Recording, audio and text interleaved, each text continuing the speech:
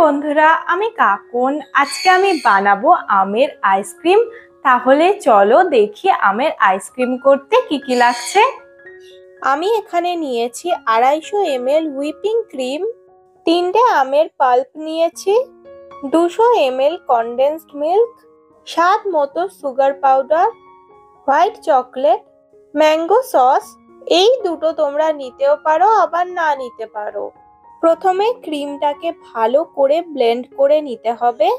প্রতিবার আমি whipping cream পাই না বলে ফ্রেশ ক্রিম দিয়েই আইসক্রিম বানাই।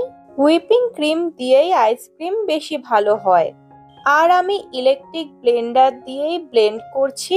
হ্যান্ড ব্লেন্ডার দিয়ে ব্লেন্ড করতে অনেক টাইম লেগে যাবে। ক্রিমটা তাড়াতাড়ি বাড়াতে চাইলে এইভাবে নিচে বরফ দিয়ে তারপর ব্লেন্ড করতে হবে। এখন এতটাই গরম পড়েছে, বরফটা তাড়াতাড়ি গলে যাচ্ছে। এই দেখো আমার ব্লেন্ড করা হয়ে গেছে আর ক্রিমটা কতটা পরিমাণে বেড়ে গেছে। ফ্রেশ ক্রিম হলে কিন্তু এতটা বাড়তো না। আইসক্রিম বানাতে আমার এই রকমই ক্রিমটা লাগবে। এইবার আমি এর মধ্যে দিয়ে দিচ্ছি ম্যাঙ্গো পাল্প। এখন আমি সব ম্যাঙ্গো পাল্পটা দেব না, অর্ধেকের একটু বেশি দেব।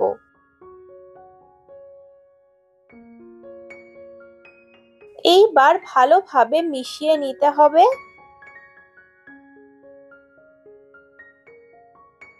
কত সুন্দর লাগছে একবার দেখো। আমার তো এইভাবে আইসক্রিম বানাতে খুবই ভালো লাগে।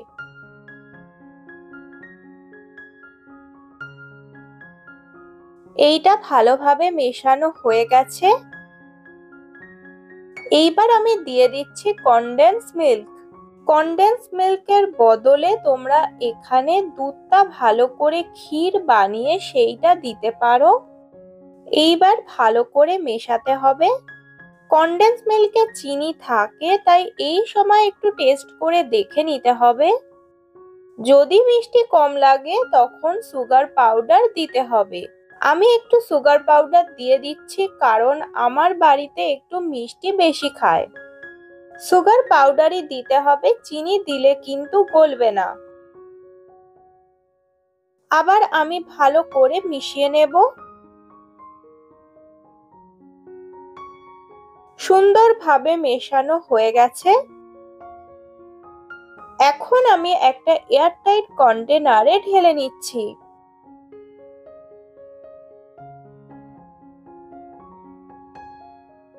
ভালো করে এটা চাপা দিয়ে দিতে হবে।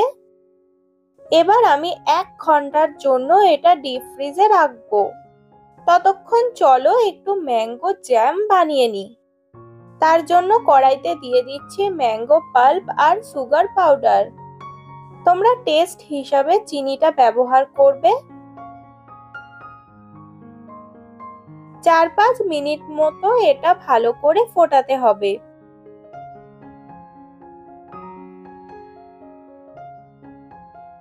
জ্যামটা হয়ে গেছে, এটাকে আমি আলাদা করে রাখবো। এইবার আমি হোয়াইট চকলেটটা কুড়ে নেব। তোমরা এখানে হোয়াইট চকো চিপসও নিতে পারো। হোয়াইট চকলেটটা কোড়া হয়ে গেছে। আইসক্রিমটা 1 ঘন্টা রাখার পর এখন আমি বার করে নিয়েছি। এইবার আমি একটু মিশিয়ে নেব। দেখো আরেকটু ঘন হয়ে গেছে। এইবার আমি ম্যাঙ্গো জ্যামটা মেশাবো। একটুখানি ম্যাঙ্গো জ্যাম আমি নিচের দিকে দিয়ে দিচ্ছি। ভালোভাবে মেশালে হবে না, অল্প করে মেশাতে হবে।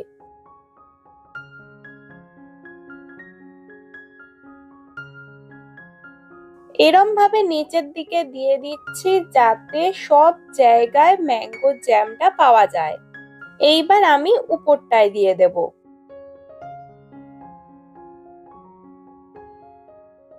উপর থেকে ম্যাঙ্গো জ্যামটা দিয়ে অল্প মিশিয়ে দিচ্ছি। আমি এখানে কোনো ডিজাইন করছি না, এমনিই মেশাচ্ছি। এইবার আমি উপর থেকে ছড়িয়ে দিচ্ছি হোয়াইট চকলেট।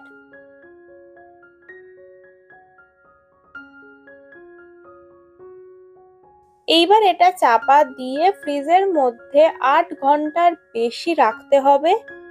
ফ্রিজটা যেন একদম হাই কুলিং এ থাকে। এত গরম আমারও মনে হচ্ছে যেন এর ভেতরে ঢুকে যাই। আমি একদম হাই কুলিং করে দিয়েছি। 8 ঘন্টার অনেক বেশি টাইম ধরে আমি এটা রেখেছি। অনেকটাই গরম ছিল, সেই জন্য এর ওপরে আমি একটু বরফ দিয়ে দিয়েছিলাম যাতে তাড়াতাড়ি ঠান্ডা হয়ে যায়।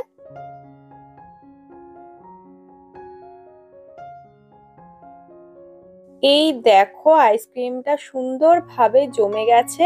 আমের আইসক্রিম তৈরি হয়ে গেল। তোমরাও এইভাবে বাড়িতে বানাও আর আমাকে জানাও কেমন হয়েছে। এইবারে এইটাকে প্লেটিং করব।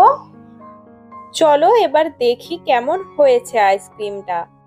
এতটাই গরম আমার ভিডিও বানাতে বানাতে আবার গলে যাচ্ছে।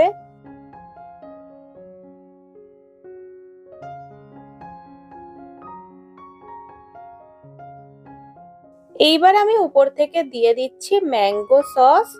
পরিবেশন করার আগে এইরকম ভাবে দিলে খেতে বেশি ভালো লাগে। আর দিয়ে দিচ্ছি হোয়াইট চকলেট।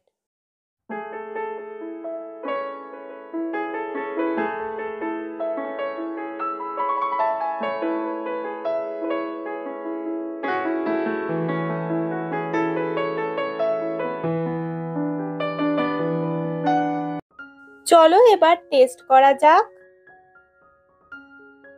উফ, খেতে এতটাই ভালো হয়েছে আমি বলে বোঝাতেই পারবো না। তোমরাও বাড়িতে বানাও আর আমাকে কমেন্ট করে জানিও কিন্তু। আর সাবস্ক্রাইব করতে একদমই ভুলো না। টাটা।